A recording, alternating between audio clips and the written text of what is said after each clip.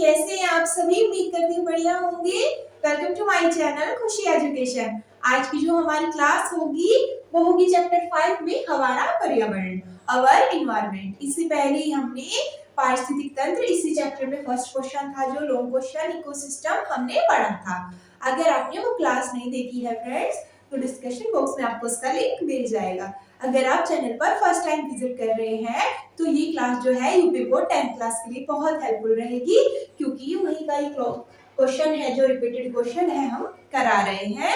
UP board के जो exams है वो इसी मंथ में है। आई होप आपने जो अपनी प्रिपरेशन है वो अच्छे से स्टार्ट कर दी होगी फ्रेंड्स। अगर आपको साइंस से रिलेटेड कुछ भी किसी भी टॉपिक में प्रॉब्लम होती है तो आप मुझे कमेंट कर सकते हैं, हम आपको सेपरेट वीडियो बना के आपकी हेल्प जरूर करेंगे। तो चलिए देख लेते हैं आज की क्लास। जो हमारी क्लास है वो है 15 श्रृंखला, खाद्य श्रृंखला से आप क्या समझते हैं। आप अगर प्रीवियस ईयर क्वेश्चन देखते हैं फ्रेंड्स तो उसमें ये क्वेश्चन जो है वो हर पेपर में आपको शॉर्ट क्वेश्चन में मिलता है। हमारे सारे ही लोग क्वेश्चन जो है वो चैनल पर कंप्लीट हो चुके हैं। एक या दो ही क्वेश्चन बचा होगा फ्रेंड्स, तो वो हम आपको करा देंगे। आज का जो क्वेश्चन है वो है फूड चेन। चलिए तो देख लेते हैं। खाद्य श्रृंखला से आप क्या समझते हैं स्पष्ट कीजिए, इसको हम डिटेल में बताएंगे आपको। खाद्य श्रृंखला यानी कि फूड चेन, ये रिलेट करता है इससे पहली ही वीडियो से। अगर आपने पहली वीडियो जो है इकोसिस्टम पारिस्थितिक तंत्र की देखी होगी तो आज का जो टॉपिक है आपको बहुत इजीली समझ में आ जाएगा। देखिए फूड चेन, खाद्य श्रृंखला यानी कि फूड चेन किसी भी पारिस्थितिक तंत्र यानी कि इकोसिस्टम में हमने क्या पढ़ा था। इकोसिस्टम किसे कहते हैं? जब जल, स्थल और वायुमंडल में रहने वाले सभी जीव किसके अंतर्गत आते हैं? जैवमंडल के अंतर्गत आते हैं। इन सभी का आपस में जो संबंध है वो हम किस में पढ़ते हैं? पारिस्थितिक तंत्र यानी कि इकोसिस्टम में पढ़ते हैं। तो किसी भी पारिस्थितिक तंत्र में सभी जीव जो होते हैं वो भोजन के लिए पौधों या अन्य जीवों पर निर्भर होते हैं। किसके लिए? भोजन के लिए एक दूसरे पर या पौधों पर निर्भर रहते हैं। इसीलिए कहा जाता है फ्रेंड्स कि पेड़ लगाओ और जीवन बचाओ, यानी कि जो पेड़ है वो हमारा जीवन बचाते हैं। चाहे तो वो ऑक्सीजन को रिलेट करके देते हो, चाहे वो हमें खाद्य यानी कि भोजन के रूप में हमें प्रदान करते हो। तो ये मनुष्य और पेड़ों के बीच एक साइकिल चलती है। देखते हैं अब भोजन के लिए बनाई गई इस श्रृंखला को हम क्या कहते हैं? खाद्य श्रृंखला कहते हैं। खाद्य श्रृंखला यानी कि फूड चेन कहते हैं। इसे आहार माला भी कहते हैं। तो ध्यान रखिएगा ये क्वेश्चन जो है ये आहार माला के नाम से, खाद्य श्रृंखला के नाम से, खाद्य जाल किसी भी तरह से रिलेट करके आए आप उस सब का आंसर जो है इस तरह से दे सकते हैं। अब देख लेते हैं इसकी और एक डेफिनेशन। प्रत्येक पारिस्थितिक तंत्र में उत्पादक भोज्य पदार्थों का निर्माण करते हैं। उत्पादक कौन होते हैं? प्रोड्यूसर जो होते हैं, जो किसका निर्माण करते हैं? खाद्य पदार्थों का या भोज्य पदार्थों का निर्माण करते हैं। इसीलिए इन्हें क्या कहते हैं? स्वपोषी भी कहते हैं। उत्पादक कौन होते हैं? आप मुझे इसका आंसर जो है वो कमेंट बॉक्स में करके बताइएगा फ्रेंड्स। इसको शाकाहारी जीव जो होते हैं वो ग्रहण करते हैं, यानी कि निर्माण किसने किया? उत्पादक ने किया।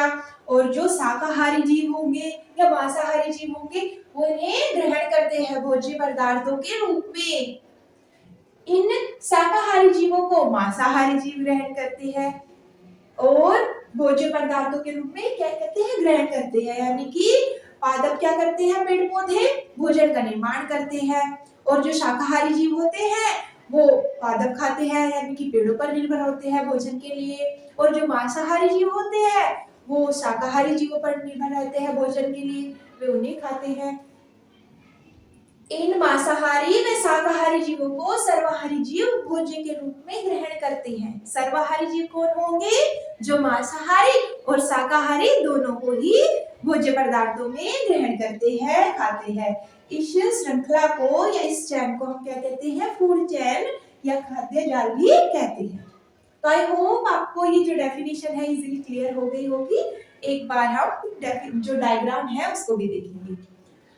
अगर हम इसको इस तरह से समझे तो भी आप देखिए, सबसे पहले भोजन कौन बनाता है? उत्पादक बनाते हैं। अब जो भोजन होते हैं वो शाकाहारी क्या करते हैं? भोज्य पदार्थों के रूप में उत्पादक को खाते हैं। मांसाहारी जीव क्या करते हैं? वो शाकाहारी जीव को खाते हैं। और सर्वाहारी जो होते हैं वो मांसाहारी और शाकाहारी दोनों को ही भोज्य पदार्थों में ग्रहण या खाते हैं। तो ये जो साइकिल चलती है इन सभी जीवों में, इसी को हम क्या कहते हैं? फूड चेन कहते हैं। अगर हम इसका उदाहरण देके समझेंगे, जैसा कि यहाँ पर डायग्राम में भी शो हुआ है फ्रेंड्स, देखिए घास जो है वो उत्पादक में आते हैं और इन्हें कौन खाते हैं? इनके ऊपर कौन मंडराते हैं? कीड़े मकोड़े। इन्हें घास जो है, अभी हम इस तरह से अभी एग्जाम्पल के थ्रू समझ रहे हैं, केवल कीड़े मकोड़े ही नहीं, सभी जो जीव है जैसे सर्वाहारी जीव होते हैं वो भी घास और सभी उत्पादकों पर निर्भर रहते हैं भोजन के लिए। तो यहाँ पर उदाहरण देके समझेंगे हम, घास को कौन खा रहे हैं? कीड़े मकोड़े खा रहे हैं। और कीड़े मकोड़ों को कौन खा रहे हैं? यहाँ पर चिड़िया। और चिड़िया को जो है वो सांप ये सब खाते हैं। और सांप को कौन? गिद्ध खा लेता है।